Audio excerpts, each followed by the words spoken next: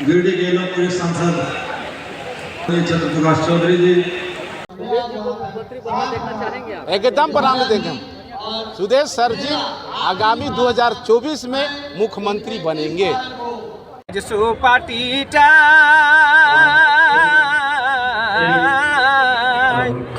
জয় জয় সুদেশ কুশাল রহ প্রদেশ মন দাহা কাজ সুপাটিটা আরে আজ সুপাটিক নীতি একবারে সাচা এহে পার্টি নিয়াইকে সবাই সুখে বাঁচা বিচারধারা পার্টি এহেটাই হে ভাই।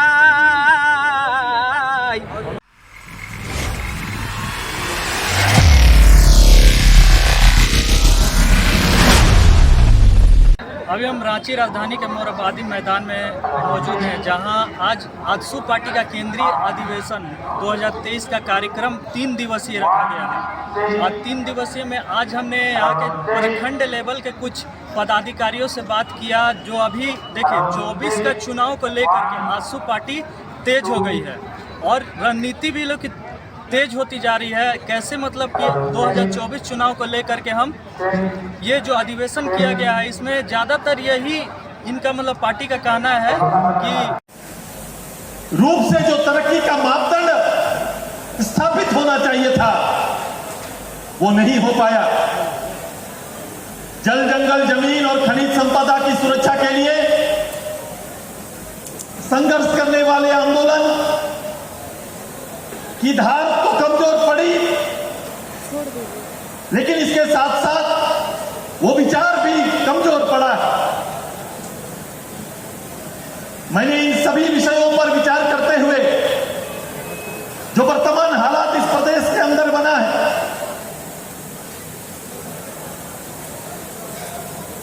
उन सभी विषयों पर बिंदुवार रूप से हमारे प्रतिनिधियों ने समीक्षा करते हुए राज्य के कुछ ज्वलंत विषयों को इस 3 दिन के अंदर इस राज्य के राजनीतिक कार्यकर्ता, सामाजिक कार्यकर्ता, विशेषज्ञों के साथ मिलकर आने वाले समय के लिए इस राज्य के हित में एक निर्णायक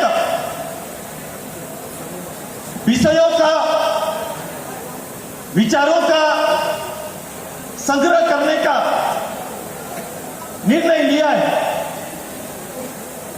इसी निर्णय के तहत आने वाला 3 दिन जहां प्रतिनिधि के रूप में आप सभी लोग अलग अलग विषयों पर अपनी राय रखेंगे, वहीं मैंने ये दलीय रेखा को लांघते हुए इस राज्य के प्रमुख राजनीतिक पार्टियों को भी इस समागम में निमंत्रण दिया है। मैंने दिल बड़ा किया है। मैंने राज्य के कुछ प्रमुख विदों को भी मैंने इस प्लेटफॉर्म के माध्यम से राजनीति के अपने विचार रखने का आग्रह किया है। ये सभी विचार 3 दिन में अलग अलग समय पर आएंगे। मुझे पूरा विश्वास है कि इस राज्य के हित में, इस राज्य के भावी कार्यक्रम, भावी रणनीति के लिए विचारों का एकजुट होना ज्यादा जरूरी है। और ये विचार आएंगे तो निश्चित रूप से इन विचारों के ऊपर आजसू जैसा संघर्षशील संगठन, जिन्होंने अपने संघर्ष से इस प्रदेश को निर्णायक लड़ाई तक पहुंचाया, अपनी कुर्बानी देकर इस प्रदेश को मुक्त कराया, शायद ये समय आया है कि उन विषयों के साथ कदम ताल करते हुए फिर से सड़कों पर खड़ा होकर बड़ा आंदोलन खड़ा करने का हम दोनों ही चुनौती को स्वीकार करते हुए आगे बढ़ेंगे। मैं इस प्रदेश के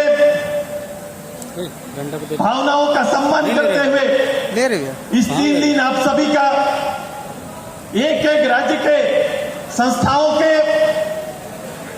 नवीन पीढ़ी के,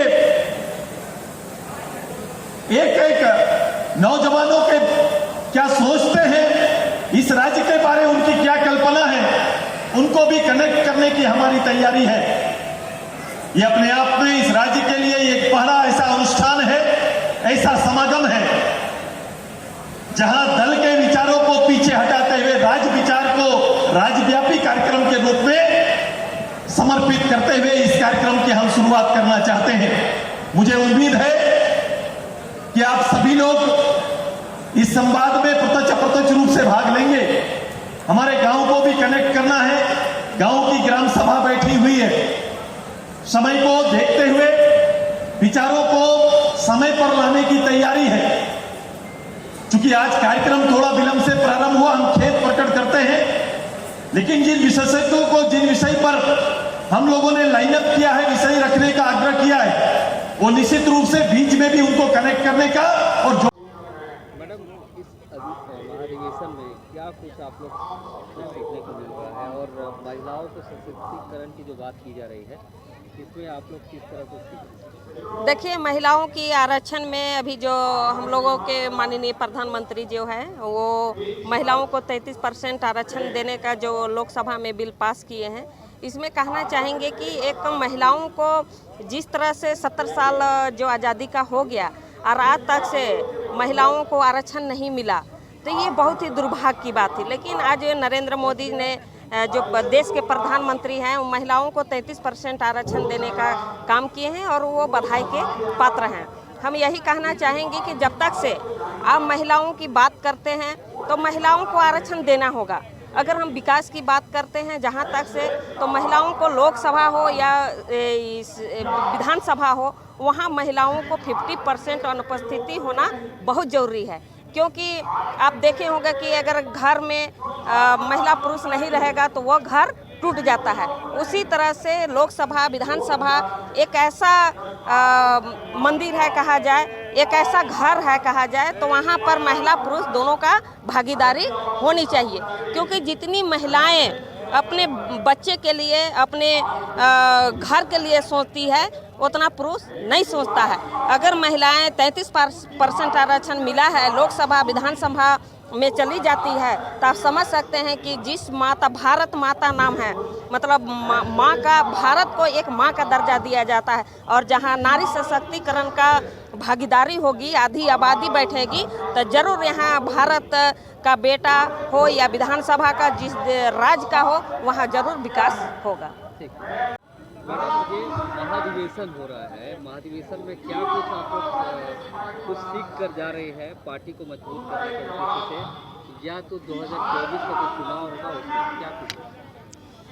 देखिए, महाधिवेशन जो हमने 5 सालों में क्या क्या काम किए और आने वाले समय में हमें क्या करना चाहिए, बहुत कुछ सीखने के लिए मिल रहा है। आज पहला दिन था और 2 दिवसीय और है, तो हमने सीखा कि जो सुदेश सर है वो हमारे, चाहे वो निचली स्तर से कार्यकर्ता क्यों ना आए, वो उनको भी जज्बा पैदा करते हैं और जो लीडर्स लोग जो काम कर रहे हैं उनके लिए भी वो एक आइडल बनते हैं। तो सीखने के लिए तो बहुत कुछ मिला और हर विंग के लिए, चाहे छात्र संघ हो, महिला विंग हो और देश का विकास के लिए लीडर्स की बातें हो, मतलब जितनी चीज़ें हैं वो हमारे 3 दिन दिवसीय में जो है हमें बहुत कुछ सीखने के लिए मिल रहा है। मैडम, ये 3 दिवसीय महाधिवेशन में क्या कुछ आप लोग मोटिव लेके जा रहे हैं? देखिए, ये जो महाधिवेशन है वो लोगों में और जो युवा हैं उनमें एक जज्बा वापस लाने की कोशिश की जा रही है। जैसा कि आप जानते हैं, आजसू पार्टी जो है वो महिलाओं की पार्टी है, तो यहाँ जितनी भी माताएं बहनें आई हैं वो इन सरकार के खिलाफ जो है एक जज्बा लेके जा रही है कि अभी आने वाले जो समय में हो रहा है महिलाओं के साथ, इतना गलत हो रहा है हर जगह पे, लेकिन कोई आवाज़ नहीं उठा रहा है।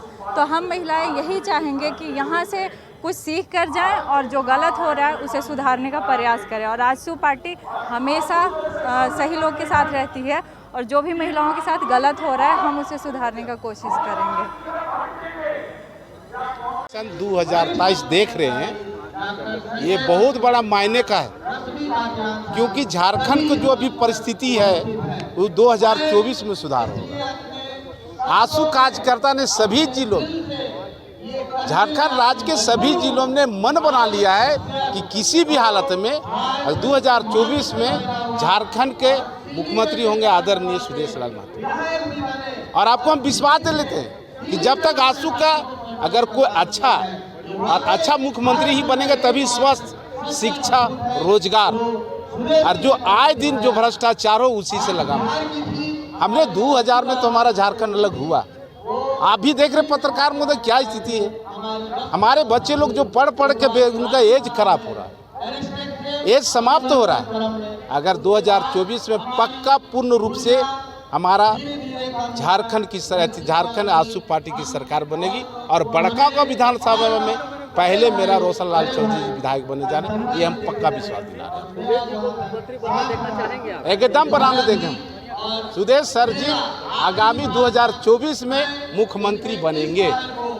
एक अभी आदिवासी की तरफ से बात आ रहा है कि जो कुर्मी आदिवासी की जो चल रहा है कि कुर्मी को आदिवासी में शामिल किया जाए, लेकिन आदिवासी समुदाय बोल रहा है कि कुर्मी को हम सपोर्ट नहीं करेंगे चुनाव में। एक बात हम बोलना चाहते बंधु, जो संविधान और जो कानून होगा उसके तो अगर रोस्टर में होंगे उनको शामिल किया जाएगा, नहीं किया जाएगा सो नहीं किया जाएगा। अगर रोस्टर में है, संविधान के तहत में है, उनको मिला जा रहा है आदिवासी की दर्जा, क्यों नहीं? और नहीं होगा तो फिर देखा जाएगा, सोचा जाएगा।